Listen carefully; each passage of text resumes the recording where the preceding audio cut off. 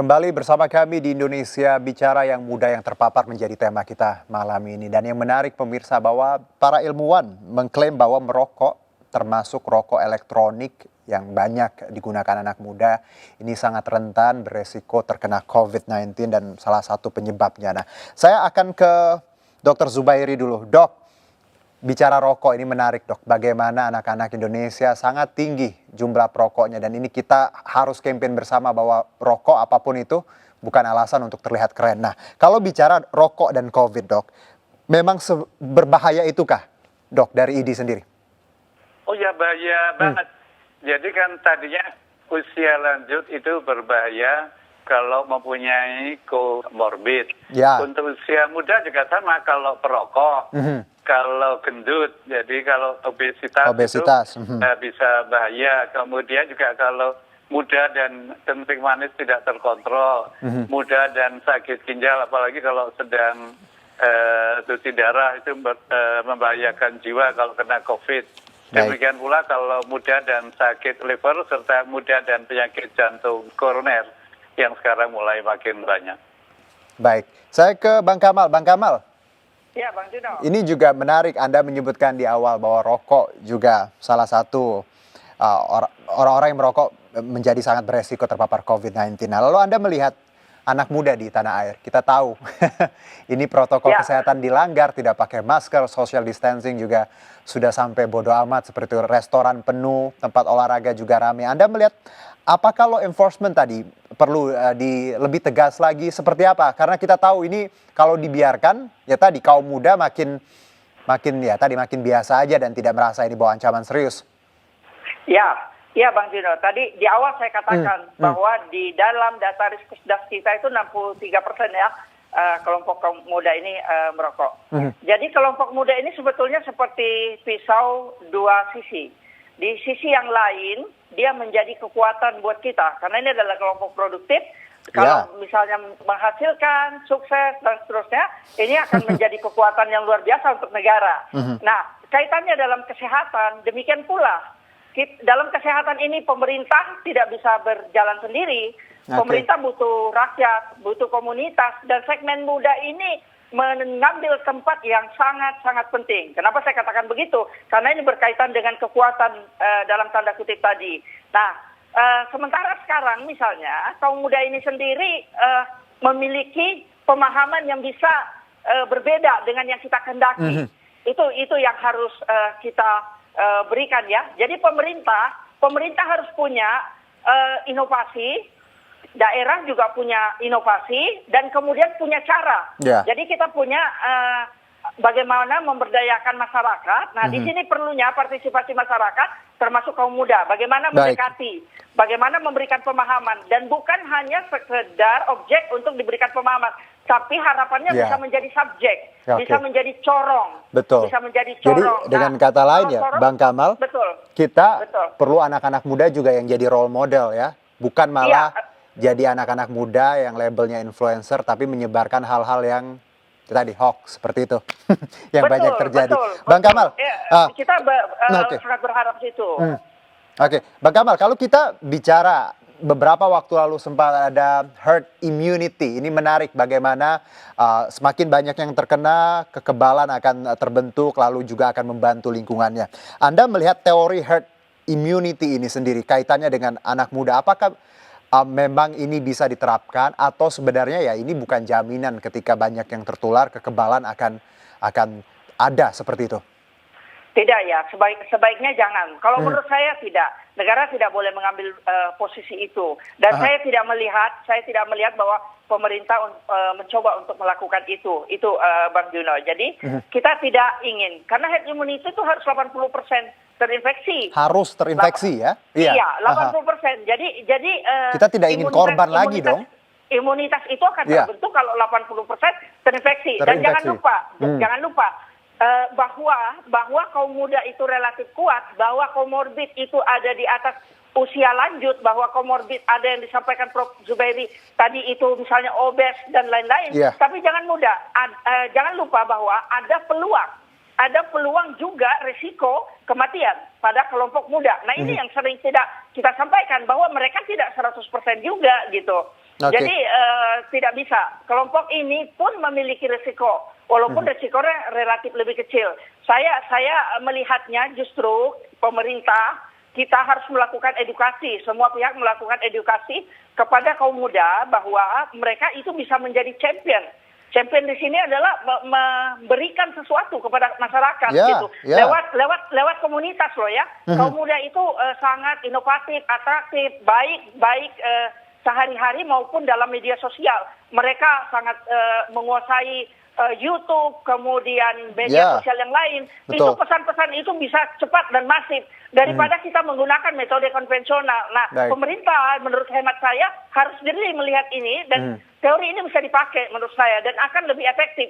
Kita tidak bisa menunggu pandemi dengan hanya cara-cara konvensional. Harus ada terobosan yang menurut saya di luar.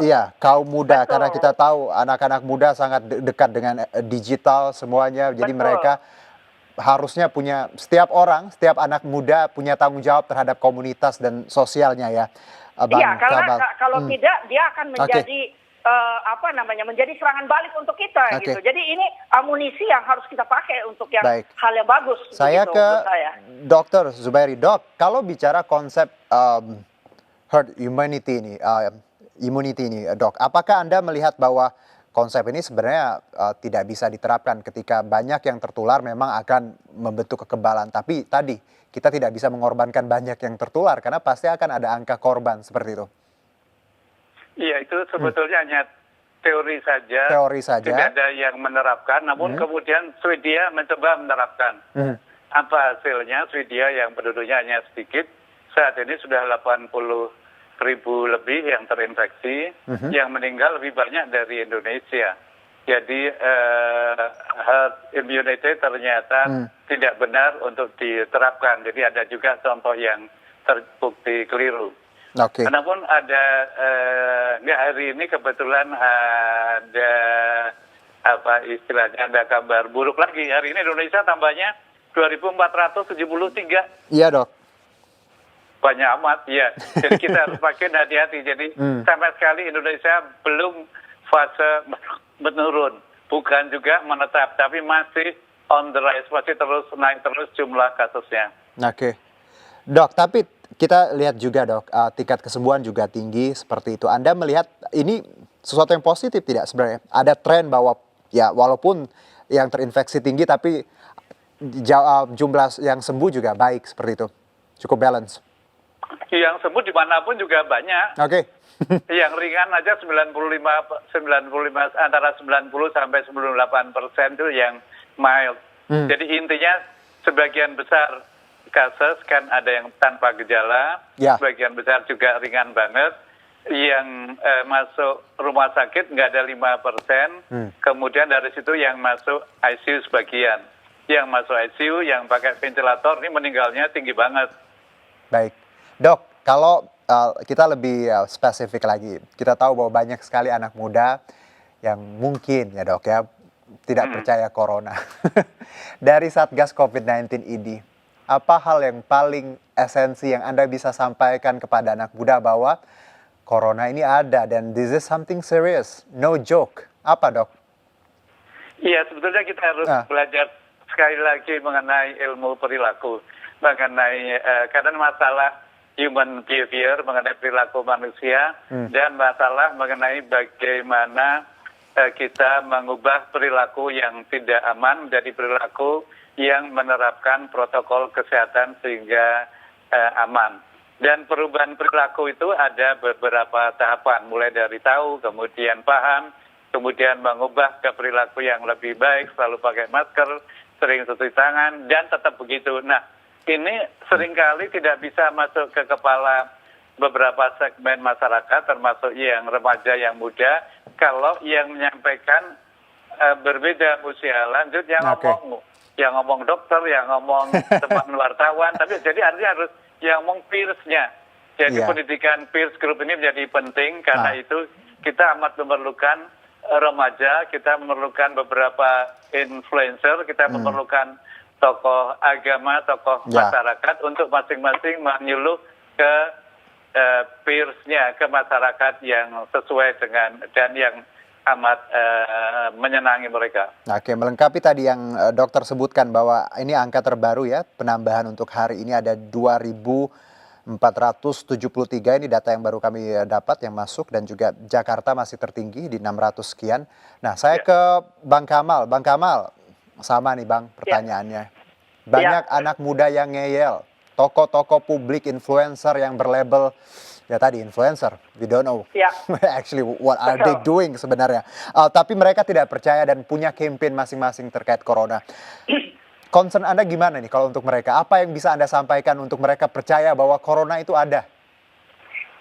Saya ingin mengatakan begini, situasi pandemi ini mengubah banyak hal dan membuka apa yang kita lakukan selama ini. Jadi kita selama ini terlalu berkutat kepada untuk dunia kesehatan ya, pengobatan, kemudian terapi, rehabilitatif. Kita lupa bahwa perilaku ini masuk ke dalam preventif dan promotif. Jadi upaya ini sebetulnya harus kita mulai dari dulu. Seperti tadi, bagaimana kaum muda ini bisa mempengaruhi lebih cepat karena menguasai gadget, informasi, bagaimana mobilitasnya kemudian bisa digunakan. Itu sesuatu yang menurut saya bisa dipakai oleh kaum muda.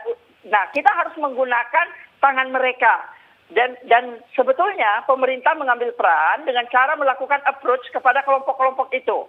Approach kelompok. Jadi edukasi, promosi yang tadi memang kita lupakan dulu, sekarang harus kita mulai, kita perbaiki. Dan menurut saya tidak cukup misalnya kita berkata bahwa oh ya, ada tokoh agama, ada tokoh masyarakat, ada kelompok muda yang bisa menjadi champion. Tapi ini harus dilakukan terorganisir, Bang Juno.